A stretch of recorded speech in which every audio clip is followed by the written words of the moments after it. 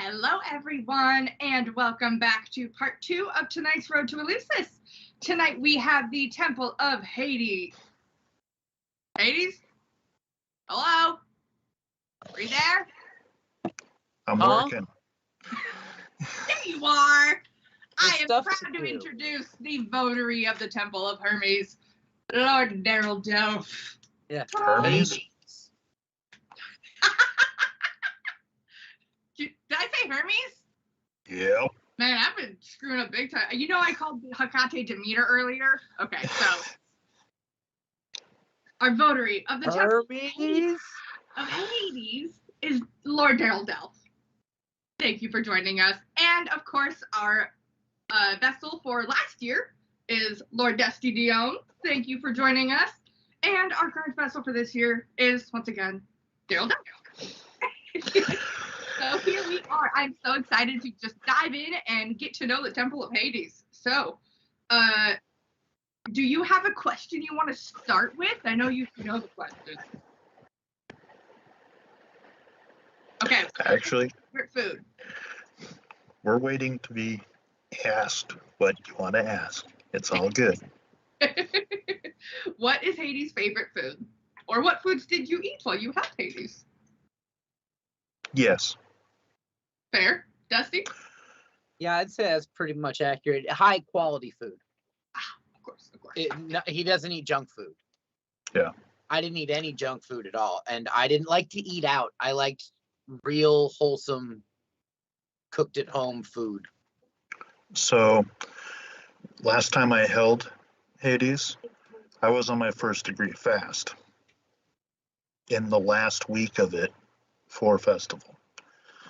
So, and because of my dietary needs and whatnot, I had smoked salmon fillets, chicken breasts, things like that. It's just had to be perfect quality, lean, healthy, and yeah, I just enjoyed experiencing the flavors of it. Because I think it goes to, the influence of his wife on him. That is sweet. Yeah. We have our first question from the audience. So Chris has just started working with Hades after completing a trial of his. He feels that Hades is trying to get him to start his shadow work. What may I expect working with him? You want me to go first? Sure. Do the work. No matter how hard it might be, how debilitating it might feel to unbox those shadows, to serve in my temple, you need to lay that all bare and be able to examine it, take the lessons from it, and grow and build upon who you are. And building on that, I would say that,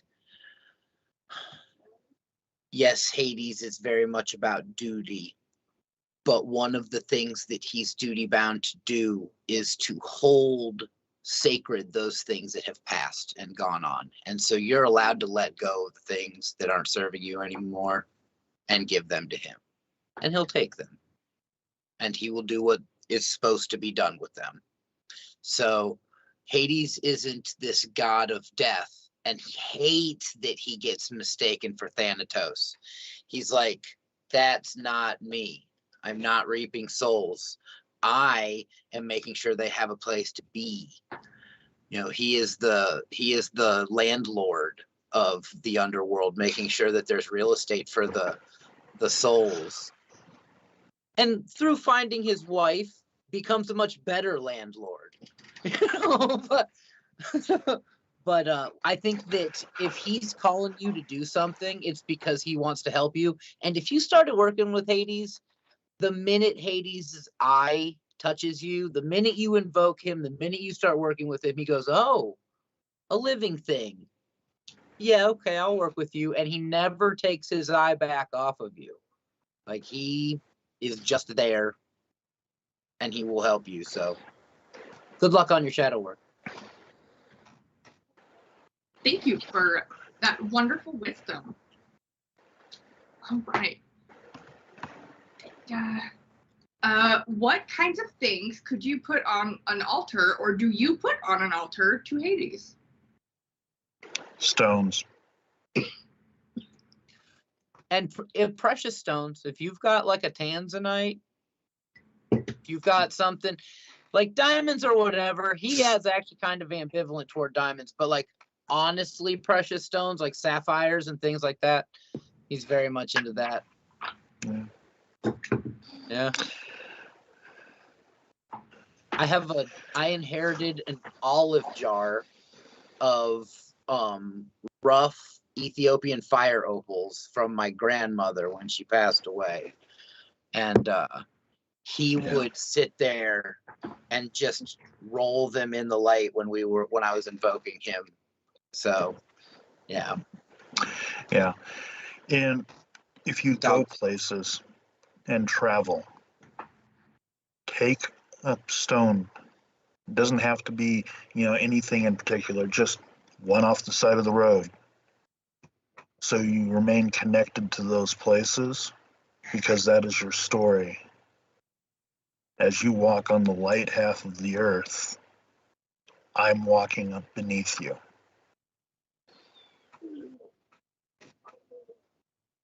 So I've got you. That is awesome.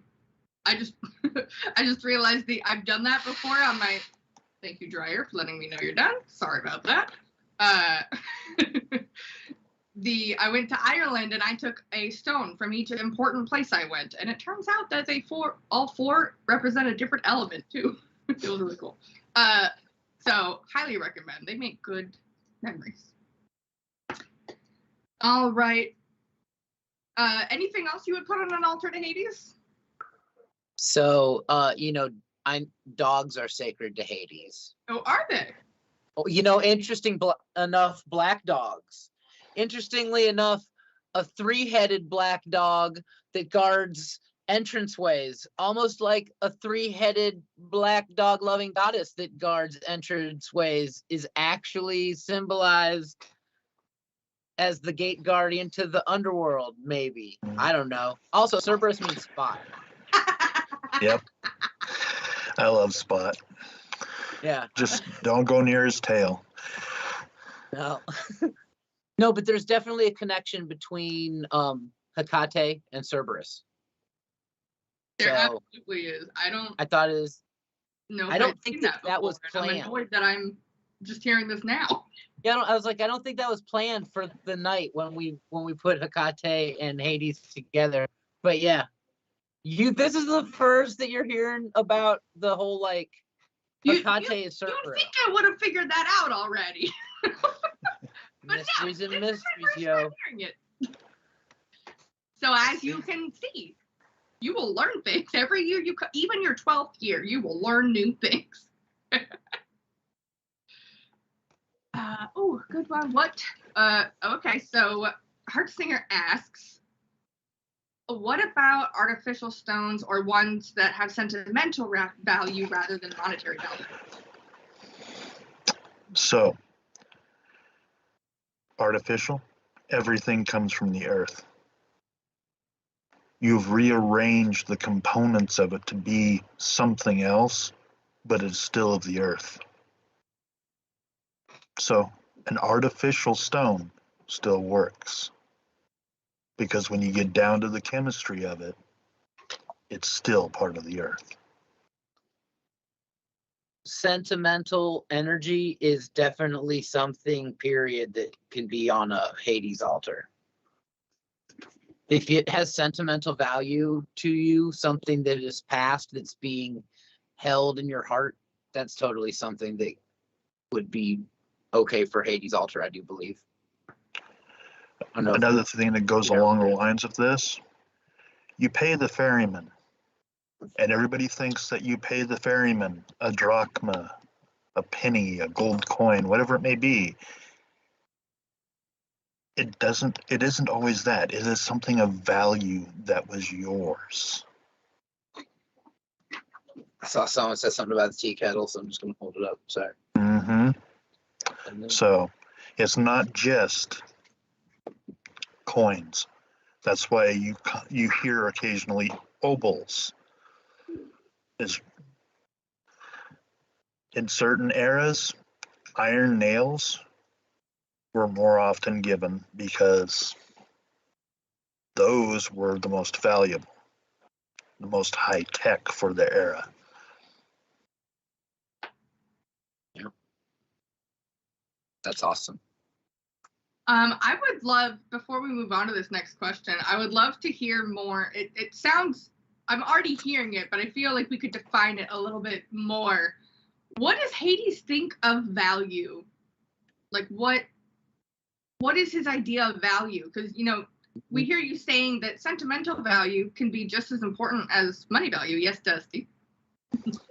Well, is it okay if I answer that first? Okay.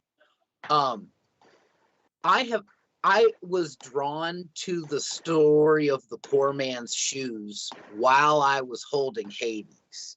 So the story of the poor man's shoes, I believe it was Terry Pratchett maybe that coined this.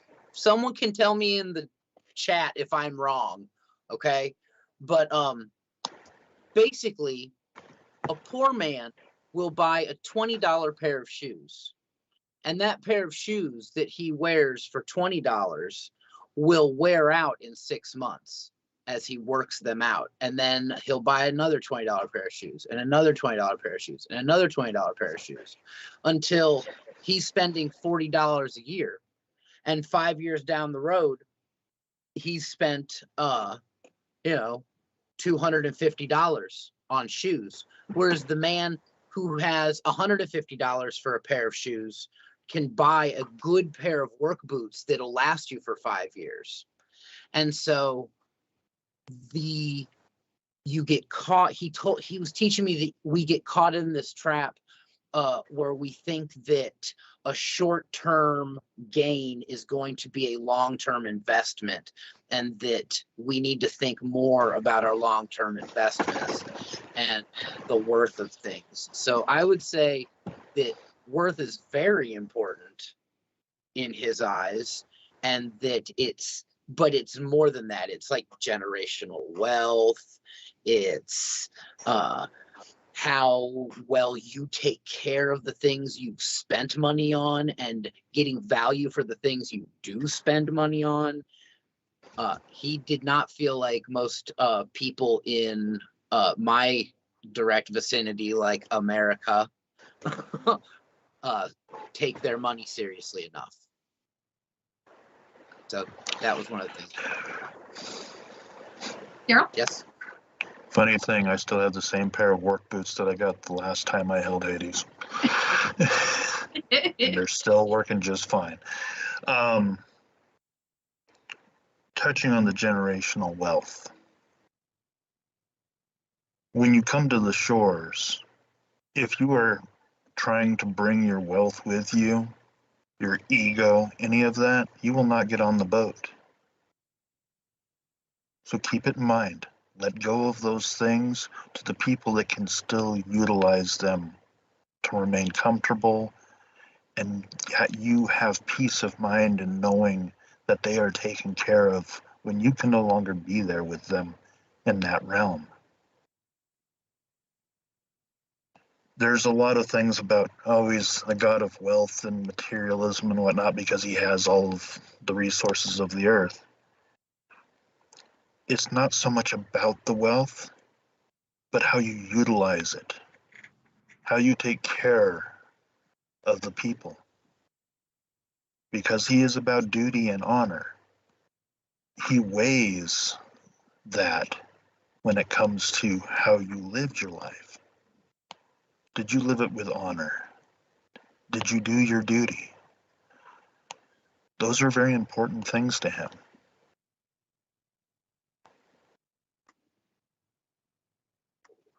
That was beautiful. Thank you both for sharing that. All right. Okay. I love this question. Would it be inappropriate or appropriate to give an offering of dog biscuits to Hecate or Hades for the good doggos at the Underworld? That's good. That's good. Yeah. Very good. appropriate. It's even better Super if you give it to a doggo. So we always we make sure that there's not. Okay, so at the tab, we put our actual food offerings at the feet of the statues in the circle. And we always make sure that they are dog-safe food offerings because we figure since there's always dogs that live at the Aquarian Tabernacle Church because it's Hecate's house, that when they go up and they eat that bread and that ham or whatever it is that's up there, that's the goddess accepting the offering. So yeah, giving offerings to the doggos, good stuff. Very good stuff. If you haven't read Lore Olympus, that really, I think, encapsulates how Hades feels about dogs. It's so good. It's so good. He's got like 30 dogs in that comic, and they've all got names. Well, it's really like 6, but you find out he's a dog daddy. Pretty good. On that note, how does Lord Hades feel about his representation in modern movies and comics? So, because of the demonization of pagan deities by other religious groups in the world, the concept of darkness or that which resides in the earth being evil is always going to color that view. He is about as evil as the Christian God. And actually, when holding him, last time my grandmother passed and my wife's grandmother passed, and we had to go to 2 different Catholic funerals. And the whole time I've got him sitting there going, see, I'm their God. They just don't realize it. They're all a death cult. Because all of their reward is in the afterlife. And, well, it's true. Their reward is in the afterlife. Wish they would have done more while they were here, but that's okay. And they do a good job amassing wealth. Yeah. So there's that. That is true. So I have found that he does like the Lore Olympus representation of him. Like and as odd as it is, Underworld. He likes his Underworld, which is another comic that really delves into the relationship from a place of, duty and love and escaping your problems. And man, Lore Olympus is so good. Lore Olympus is so good. If you're not reading it, you're not reading it, you're missing it. Now tell me, what parts of our good old favorite movie, The Story of Heracles, what was your favorite part of Hades in that movie? Is it when your hair goes out? Yeah, well, was my hair out?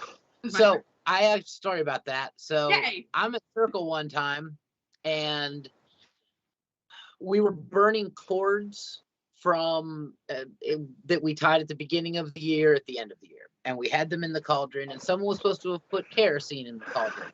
And for those that don't know, kerosene lights very slowly. It lights very slowly. It's not fumey. It's very gentle. So the person who was supposed to put kerosene in the cauldron put Coleman fuel in the cauldron, which is gasoline.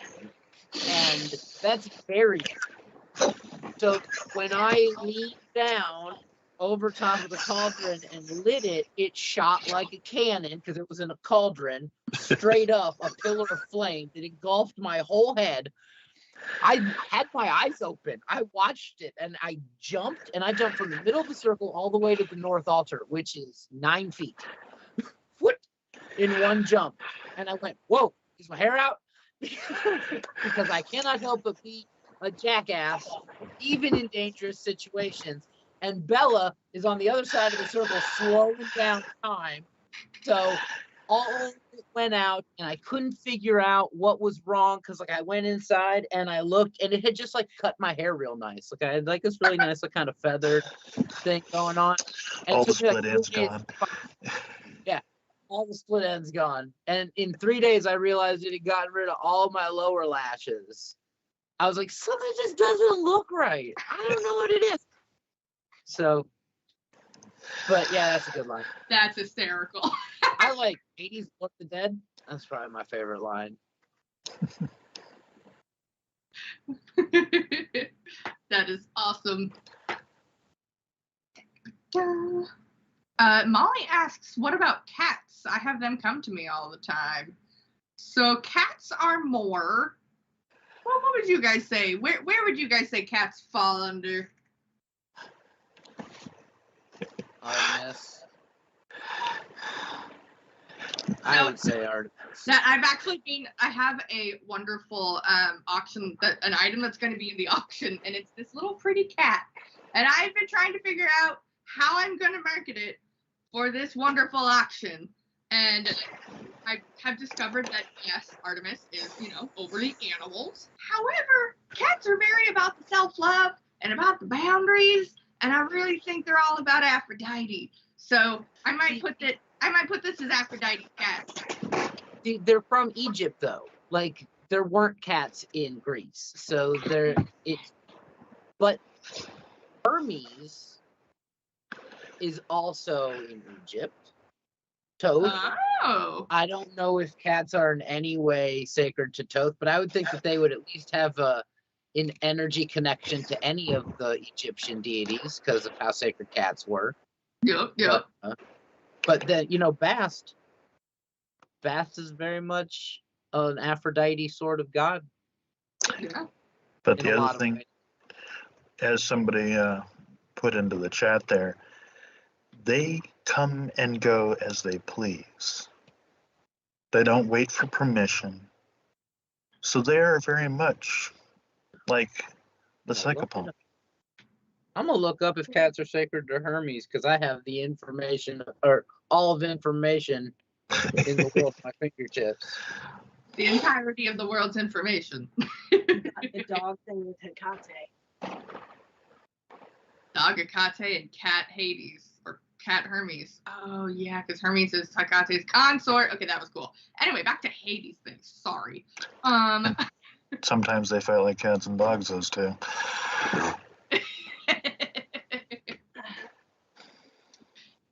This says Artemis. Yep, that's what my book of the secret teachings of the ages says too. Ooh. Good book. Good book. That's a good book. All right. So how? Hydrate.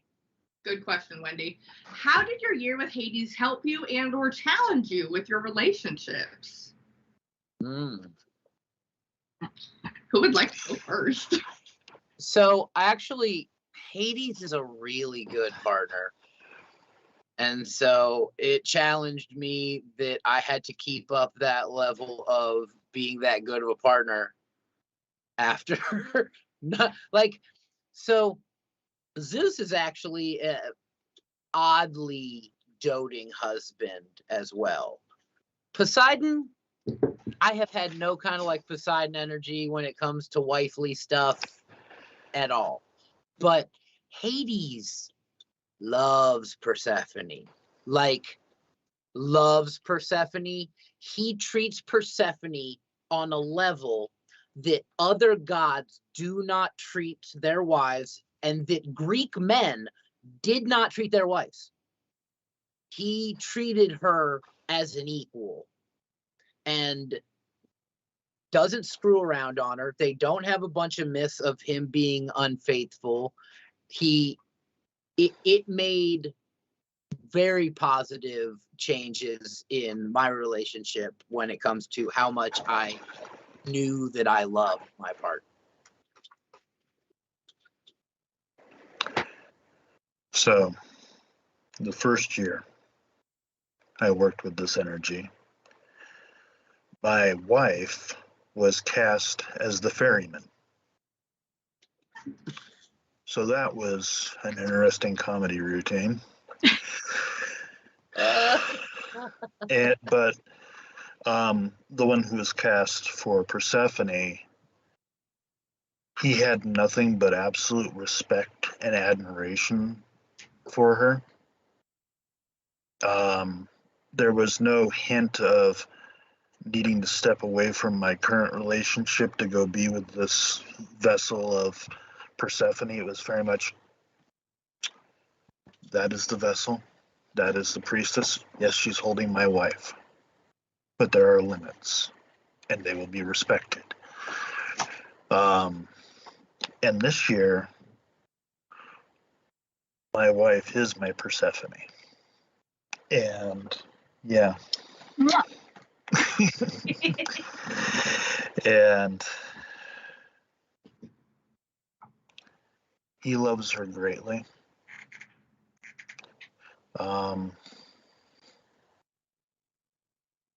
The idea that pops into my head quite often, time as it passes for an ant is different than how it passes for a human, as it is different for how it passes for a god. So when you see my wife leaving me for 6 months to be upon the earth, she is only there during the daytime. She comes home every night to me.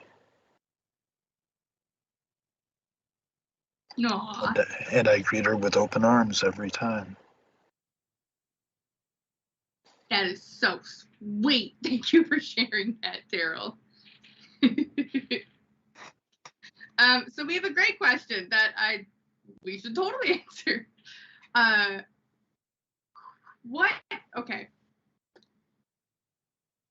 Who is Hades? What is he? What does he do? He is the eldest son of the Titan, Kronos, the first to be swallowed. He resided in the darkness of his father's stomach. And he went from there to the Underworld after defeating the Titans to take care of what needed to be done. He is the accountant. He is the keeper of the place of rest. And another thing to keep in mind, all those great artists that you guys lose in the earthly realm, they get to come through his doors, and it's one hell of a nightclub down there. So I love stories and myth, much like our Persephone this year. So there was once a god named Uranus. And Uranus was a greedy god who wanted all of the energy to himself and his kingdom to not be challenged. And so he ate his children. But his children were knocked out of him by Kronos, who took over who beat his father and knocked his brothers and sisters loose. But then Kronos, who fell into the same trap as his father, wanted to make sure that none of his children would ever take him over, and so he ate his children as well. Zeus then and destroyed Kronos with knocked all of his siblings loose from Kronos, and Hades was the first one that had been swallowed, like Daryl said. And when it was all said and done, the Olympians now controlled the universe, and no longer was it the Titans. And so they had to divvy up the way that the world would work. And Hades was the only one willing to make the deals necessary with the gods of the underworld to keep it running. And so he became the god of the underworld when they split up the the heavens, seas, and underworld. He's very duty bound, and he works all the time. He's a Capricorn. So he was the first male deity to be swallowed. Hestia, of course, came first. Oh, of course. We don't want to step on Has just flame. We'll get burnt. I just enjoy the care packages she sends south. Yeah, right? Cookies. Cookies, cakes, and pies. Bring it home. All right, let's see. What? Okay. Did either of you find that you had, like, hobbies that you focused on, things that you focused on, new things you started or picked back up when you were holding the deity? He is the accountant, not the crafter. There's work to be done, things that need to be administered. You got to get the work done. Nose down, do the work. Yeah, I drove a desk the whole time that I was Hades. There was, honestly, he was like, we got a pandemic on, you got no reason not to do the work. You're not going out there. You sit here and get that stuff done. And he helped me write books and, clerical work and prison ministry letters and stuff like that. Yeah. Yep, Capricorn. Yep, Capricorn. We keep saying it. All right. Oh, this one will be fun. If you could describe Hades in 3 words, what 3 words would you use?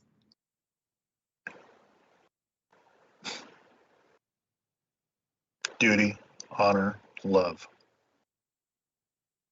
Those are good ones. Those are good ones. Okay, pretend you have to pick 3 different ones. Yep, I am. I'm thinking. I would say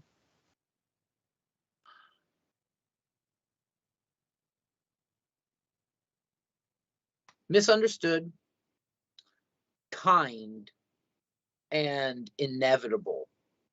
Ooh, good ones. Ooh, inevitable. I like that. Okay. Wendy asks, what surprised you about the Dark Lord?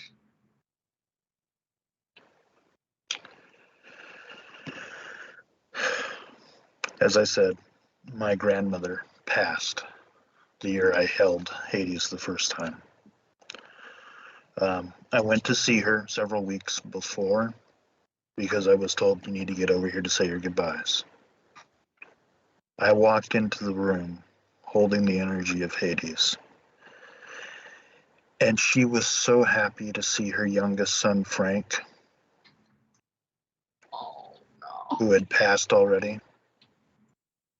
So Frank was there to be with his mom, to hold his hand. People talk about dementia and whatnot. They're reliving the highlight reel of a well-lived life. We can't fathom everything that goes on in the human mind when you're getting close to the veil. You get to relive, revisit, and sometimes you embody it and wander around and do things that people see as strange. But yeah, I was at the ATC Mother Church's Thanksgiving celebration when I got the news of her passing. And what I got to see was a young girl running up to her parents, and they turned and walked through the gates. I saw a young woman with a handsome native husband and a young son walking through the gates. And I saw a regal older woman with her second husband walking through the gates. And yeah,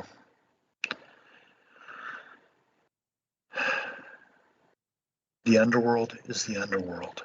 No matter what faith you are, it is where souls go to rest.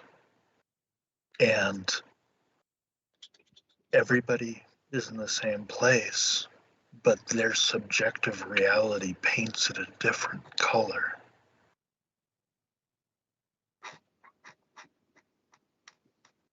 That's good stuff. Thank you for sharing, Daryl. What surprised you about the Dark Lord, Dusty? Well, he is very. I expected him to be more cold and more brusque than he was. He was very accommodating and kind. I didn't expect the level of kindness that I found from him. I do have I had somebody try to die while I was holding Hades, my dad, and he, just to work on what Daryl started talking about.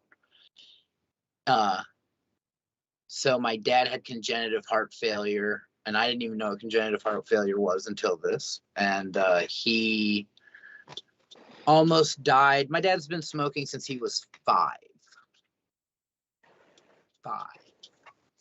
So that's 50 years. And he now hasn't since he got out of the hospital, but he went on a respirator, or a ventilator. Thank God there was one, because they live in Ohio during the height of the COVID pandemic. So he's lucky there even was a respirator for him, or a ventilator for him to be on. And he was in the underworld for 3 days, and I was really worried when he got on that ventilator. And Bella was like, "You're holding Hades this year. Just go see him. And you can do that." And I was like, "Oh, you forget you can do magic in the moment, you know?" So I went and I invoked, and I went to the other side, and I found my dad, and there he was. And he was just standing there in some shorts and collared shirt, and he was just kind of standing in the darkness. And he was like, "Hey, what are you doing here, buddy?" And I went, "I kind of own this place." And he went, "Really?" And I said, "Yeah, it's a long story." I said, how you doing?" And he's like, "Oh, I feel good. I'm not hurting. I can breathe. This is great." And I said, "You're on a ventilator in a hospital, Dad." And Hades was right there the whole time, you know. And I said, "You're on a ventilator in the hospital, Dad." And he said, "Really?" And I said, "Yeah. You know, you could stay over here. You won't ever feel any pain again. It'll be just like this." And he went, "Oh, that'd be nice." And I said, "You won't get to see Izzy again," which is his granddaughter. And he went, "Oh, Izzy. Nah, I don't think I'm ready yet. I think I want to live." And I was like, "Well, then you lay here and take all the time you need, Dad, and we'll see you when you get back." And then Hades escorted me back out, and my dad was out for 3 days and then woke back up and lived through it. I'm getting goosebumps. And a 3-day trip through the underworld, that's an initiation and a rebirth. And I saw exactly what he was wearing. Exactly what he was wearing. So that's good. Yeah.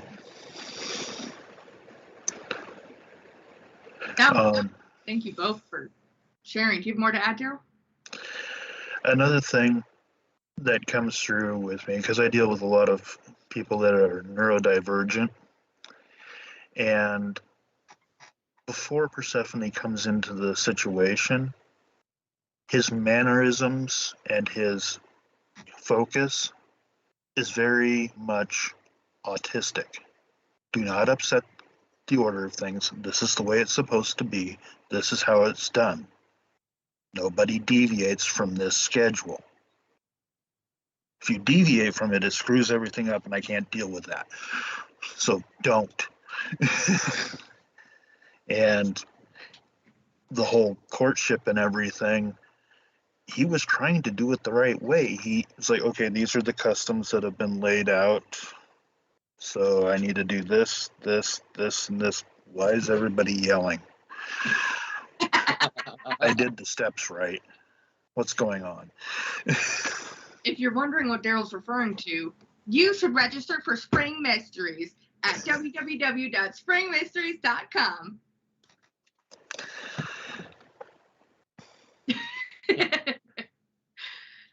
All right.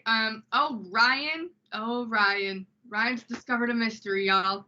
So he says, hear me out. Zeus, lightning bolt 1, Hades, Bident 2, Poseidon, type trident 3. Does that track, or am I just my odd musing? Yep, that's the three brothers. It's not the order of which they were born. It's not the order of their age. But There's a mystery. There's a mystery there. There's a mystery in that for you to pay attention to as you go through the mysteries. Yep. See, now those things are the little things that you grab along the way when you do the mysteries over and over and over, and they're magical. So definitely keep coming to the mysteries, because you get stuff. We're still figuring this stuff out, and it blows my mind every day. We've learned something new, and I love it. Like Cerberus Hecate. Yep. So when Chris sees Hades, he sees him in armor holding his helmet. Does that have meaning? I mean, there was a huge battle called the Titanomachy, and he wore that armor and he wore that helmet at the Titanomachy. He was given that helmet by the Cyclops, if I'm not mistaken. He was given the helmet, and the lightning bolts were given to Zeus, and the trident was given to, because it's not the Bident that was given to Hades for the battle. He's got the Bident, but he was given a helmet that makes you invisible. So yeah. I hope you all liked how we we get a helmet when you become Hades, and so you can just disappear, reappear, disappear, and reappear. It's pretty cool. Yeah. I would look up the Titanomachy. Good stuff. When invoking, how do you know you're in communion with this deity and not something else? That is a great question. Dusty, would you like to start that off? Yeah, absolutely. So there's not really, you have free will and your natural shields are pretty strong. And if you're not inviting something to talk to you, it can't get in. We have a way that we try to make sure that we're talking to the God, and I'll teach it to you right now. You call it 3 separate ways. Okay, that way it's like triangulating exactly who it is. Boo, boo, boo, boo, and then it gives you who you're looking for. So if you were doing Hades, you might say Hades. You always start with their name. So there's 1. Lord of the Underworld, husband of Persephone. You've said 3 different ways. Please come talk to me today. And then they'll come down and talk to you. There's not really. So I believe in belief. That's what I believe in. If you believe it, it probably exists, because on the smallest building blocks of the universe respond to our perceptions of them. So if you believe it, it's real for you. So I do believe that Christians can get possessed by the devil. I do believe it. I do believe people that are hardcore Christian that believe you can get possessed by the devil can get possessed by the devil because they believe in it. Okay? I 100% believe that when you triangulate who you're trying to talk to, that's who comes, because the universe isn't malevolent. Humans are malevolent. The universe just is, and it's not trying to get you. Humans are trying to get you. And the things they've manifested with their mind that have become manifest because of how much belief there is in them might. But the universe loves you. And if you know that, you're good. That's my opinion. You don't just step into invoking a deity. You learn about them. You explore their mysteries. You meditate on them.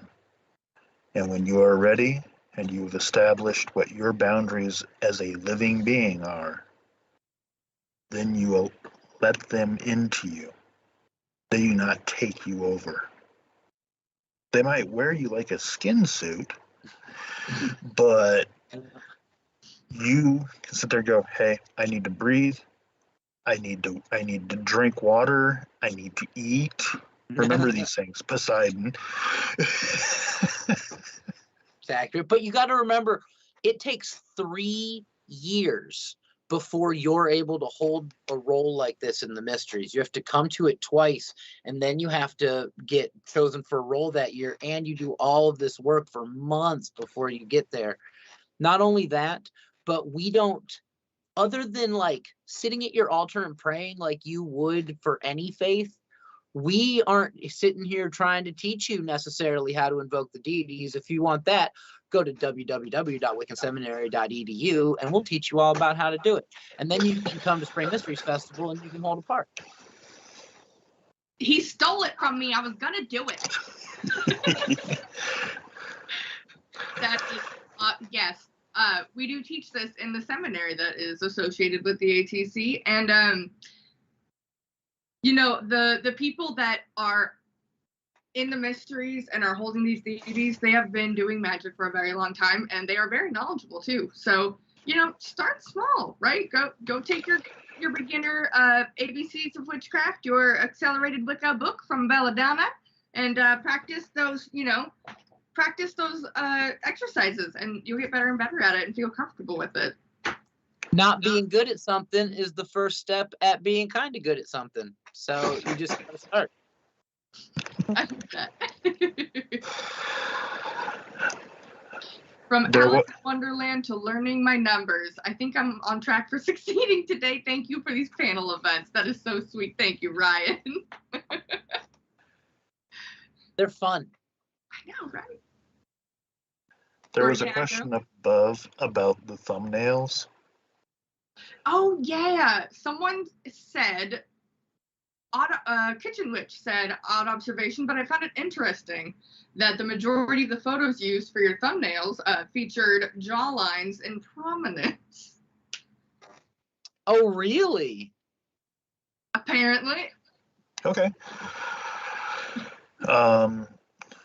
Most Greek paintings and whatnot always had the gods in profile, so the men had, you know, beards and whatnot that stuck out, so there was always that prominent jawline.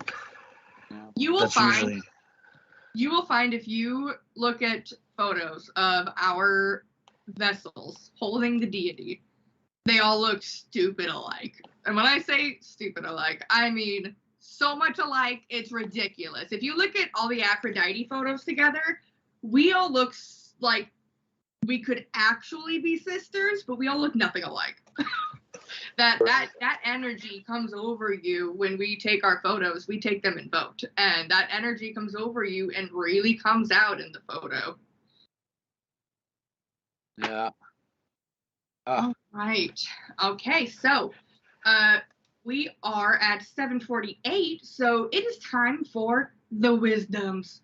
Do you have something that you want to tell the people watching that Hades told you?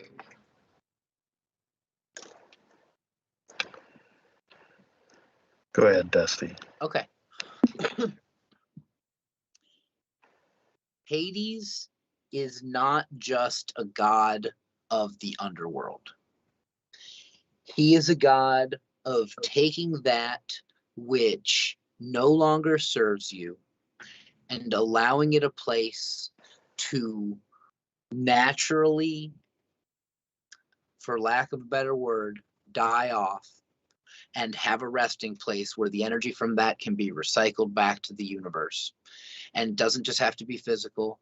It can be emotional. It can be mental. It can be communal. If you need something to go away via, but you want it to be done in a sacred way, then this isn't like a doing bad magic to get someone to go away sort of energy. It's like, I need someone to help me take my dog to the vet to put her down, sort of sacred charge of helping you with a difficult task.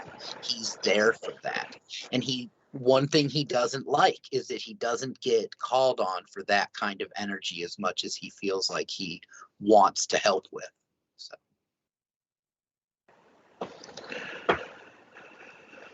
So, another heavy one for me because I had individuals that were struggling on their path the first time I held this energy. They're doing so much better now. Everybody felt like Hades was yelling at them when they came to see him. But he's like, why are you here? You know, you're supposed to be in the light, enjoying the fruits of my wife's labors. You're not ready to be here. You can give thanks and offerings, that's fantastic, but do not come to my shore before it's your time, because you will sit on the shore until your allotted time, because you have to let go of that pain, that hurt, that ego, and let your true self come across. So until you are at a place in your existence where you can peacefully do that, you will end up waiting. So live your life. Enjoy your time in the sun. You'll be with us when it's the right time. And we love and care for you all. So I hate to jump in, but that absolutely right there. There has been a mass phenomenon that I have noticed through the pandemic that I really noticed while I was holding Hades. And that is, and I think eventually they'll coin a phrase or a term for it because it's really, really obvious. All these people went through the pandemic and they got out of it that there's not enough time, that they want to do something with their life, like things that they put on the back burner that they thought, oh, I'll always have time to get to that. They realized could be taken away in a second. And so there's this live your life energy that just has swept over the planet. It's why people are losing their jobs. It's why people are demanding better for themselves, because they realize they only get this much time and they've been wasting it in this grind. Yeah. We've spent 2 to 3 years standing before the gates of the underworld. Live your life. Enjoy your time. Love like there's nothing else in the world. Do everything you can to protect that health so that you can be on here as long as you can. Your body's your temple and it's a gift. Drink your water. Drink your water, eat your food, take your vitamins, take your pills. Well, Dusty and Daryl, this has been a fantastic evening spending it with you two. I've had so much fun. I would like to thank our priests of Hades today for being here with us and sharing their wisdom and knowledge on this wonderful god that you think you know and then you don't. I also would like to remind you that if you want to learn more about the Temple of Hades, which we did have a question back up there. Someone asked if the Temple of Hades works with, if the people of Hades do funerals and things like that. And it is one of the charities of the Temple of Hades that we are hoping to get up and running. So the idea is yes. If you want to help or learn more, please feel free to go to atcwicca.org/temple-of-Hades or find Temple of Hades on Facebook, and you can feel free to message us. Feel free to message Hades, learn more, and of course, register for Spring Mysteries at springmysteries.com. There's only 2 more weeks. Y'all should register. So, thank you for watching. I hope y'all have a wonderful night. And next week, we have Demeter and Persephone. Woo! It's our last one next week. Don't miss it. I would like to say real fast, thinking of the future as Hades does, if you come to Spring Mysteries while it's still online, when we're in person, you'll show up as an apopti and get to go through the greater mysteries without having to come a second year. That is also true. Alrighty, thank you everyone for joining us tonight. I hope you have a great evening, and we'll see you on the same bat time, same bat channel next week.